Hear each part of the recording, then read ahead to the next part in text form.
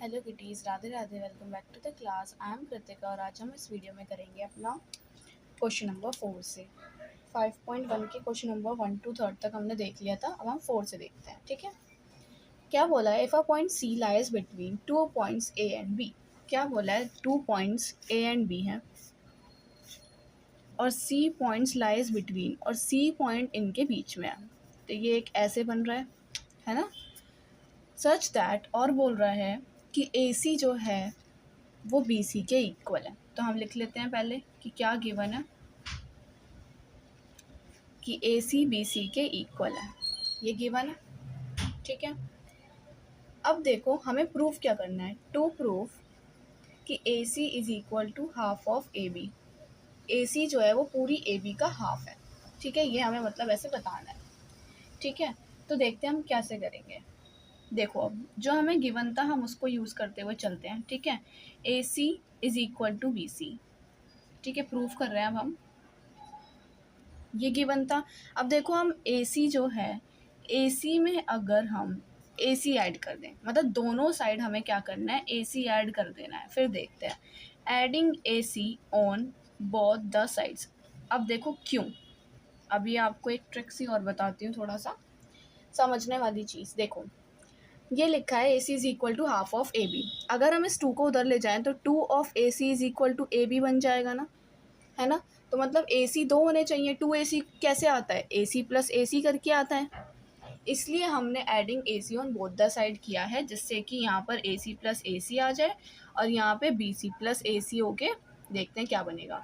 देखो यहाँ twice of AC आ गया। अब देखो BC plus AC, BC plus AC क्या बनती है? पूरी एक लाइन AB बन रही है। बस AC is equal to 2 divide multiply, इधर जाके डिवाइड हाफ ऑफ AB। आ गया? क्लियर है?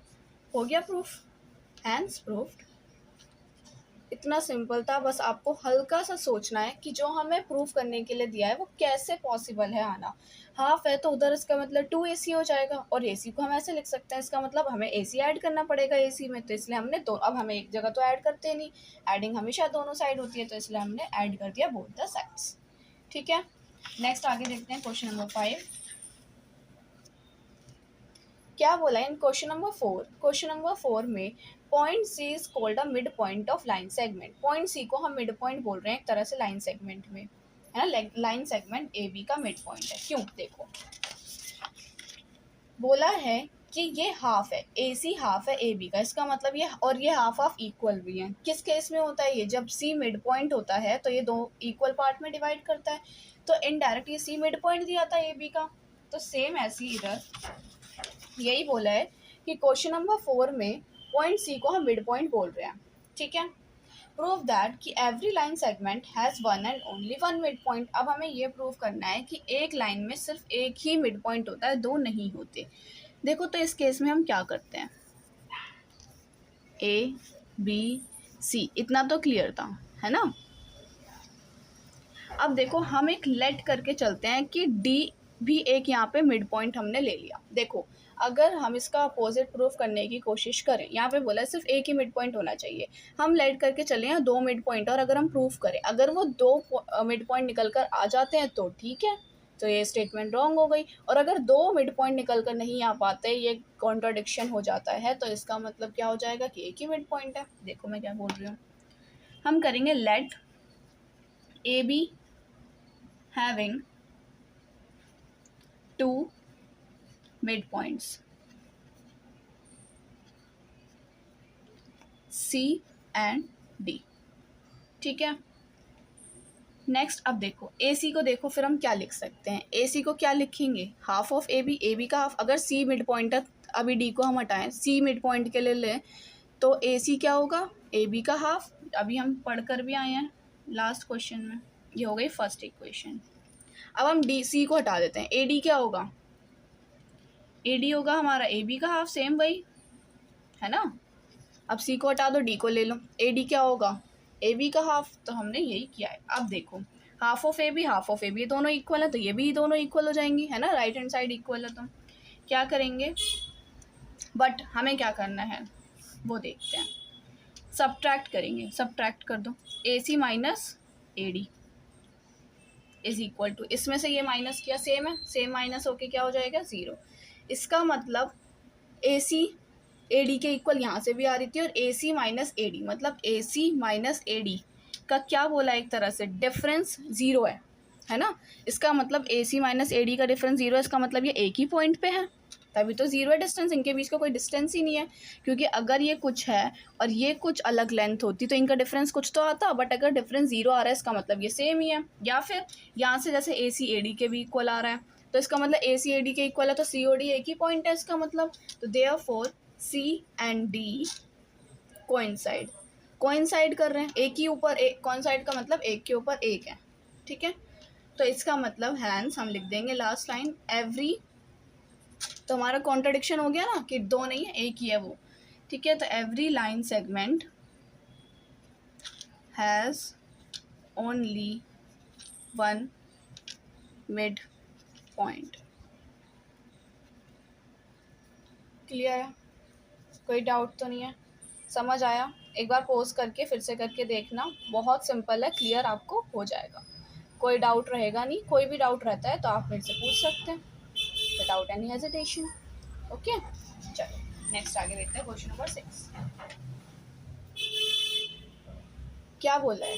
इन फिगर 5.10 ये फिगर दे रखी है, क्या बोला है, ए सी बी डी के इक्वल है, गिवन है,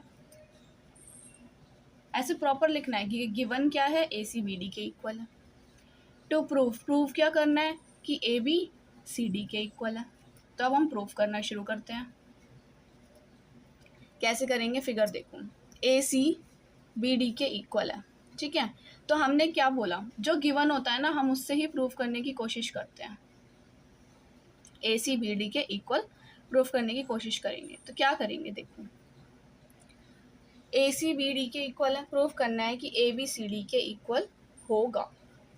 तो देखो ए सी को हम क्या लिख सकते हैं, देखते हैं।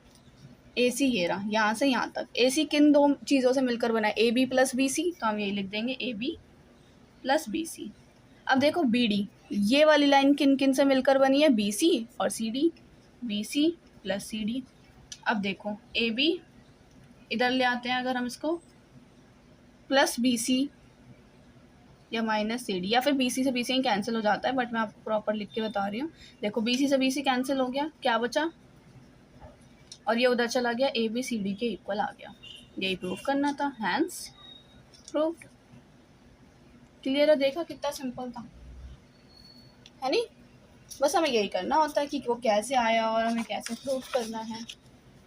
नेक्स्ट देखते हैं क्वेश्चन नंबर 7, बोला क्या है, y इज एक्सियम 5, बोला है जो एक्सियम 5 थी in the list of Euclid axiom, Euclid की एक्सियम की लिस्ट में जो एक्सियम 5 थी, कंसीडर्ड अ यूनिवर्सल ट्रुथ, हम उसे यूनिवर्सल ट्रुथ कंसीडर करते हैं, क्यों, तो वो चीज़ हम देखने जा रहे हैं। तो हमें पता है एक चीज़, क्या बोल रहा था वो एक्सियम 5 बोलती है, अगर आप रिकॉल करें, वो ये बोलती है कि पूरा होल, अगर हम होल में से कुछ एक पार्ट ले लें फिर भी होल वाला बड़ा ही रहेगा, वो पार्ट छोटा ही रहेगा, यही बोलती है। लिख देते हैं क्या थी वो बोलता था एक्सियम 5 की the whole is greater than the part,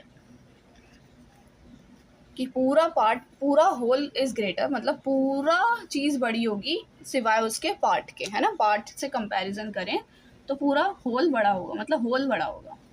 it is true, whole मतलब पूरा की पूरा बड़ा होगा rather than part. It is true for anything, ये सब चीज़ के लिए ट्रू होती है। इन द वर्ल्ड, पूरे वर्ल्ड में जितनी भी चीज़ें वो सबके लिए ट्रुथ होगी, सबके लिए ट्रू होगी, है ना। यूनिवर्सल ट्रुथ किसे बोलते हैं, यूनिवर्सल ट्रुथ वो होता है जो सबके लिए पूरी वर्ल्ड के लिए सेम हो। तो it is true for anything in the world, हर चीज़ के लिए ये ट्रू है, इसलिए हम बोल सकते हैं hence it is universal truth. अब देखो एक एग्जाम्पल से भी कर लेते हैं, कैसे, देखो एक सर्कल बनाया मैंने, शेप थोड़ी बिगड़ गई, सर्कल है। अब ये देखो सर्कल बड़ा होगा, या मैं अगर इसका हल्का सा एक पार्ट निकाल लूँ, पिज़्ज़ा टाइप का, एक हमने यहाँ सेंटर है ना, ऐसे करके एक पार्ट निकाल लिया, समझ लो ये हमने एक इसमें से पार्ट निकाल लिया। अब ये बड़ा है या ये, देखो होल वाला ही बड़ा रहेगा ना, चाहे हम इतना पार्ट निकाल दें फिर भी जो बाकी बचेगा, देखो ये फिगर क्या बचेगी, ये ऐसे थी, इतना पार्ट निकल गया तो इतना हटा दो, ये क्या बचा, सिर्फ इतना ऐसे फिगर बचेगी, ये ऐसे इतनी, है ना। तो ये देखो ये वाला एरिया, ये जो सेक्शन बचेगा ये भी तो बड़ा ही है ना पूरे सेक्शन से, इसलिए हमने बोला कि जो पूरा होता है whole, whole is greater than any part. ठीक है, हमेशा ये ध्यान रखना है कि होल हमेशा बड़ा होगा पार्ट से, मतलब पूरा की पूरी कोई भी चीज़ बड़ी होगी किसी के भी छोटे से एक पार्ट से, चाहे हम किसी का भी एक पार्ट निकाल लें। क्लियर है? आई होप कोई डाउट नहीं होगा, और अगर कोई डाउट होता है तो आप मुझे कमेंट सेक्शन में बता सकते हो, मैं आपके सारे डाउट क्लियर कर दूंगी। मिलते हैं नेक्स्ट वीडियो में। आज की वीडियो समझ आई हो तो प्लीज़ लाइक कीजिए, सब्सक्राइब कीजिए, अपने क्लासमेट्स के साथ शेयर कीजिए। मिलते हैं नेक्स्ट वीडियो में। राधे राधे।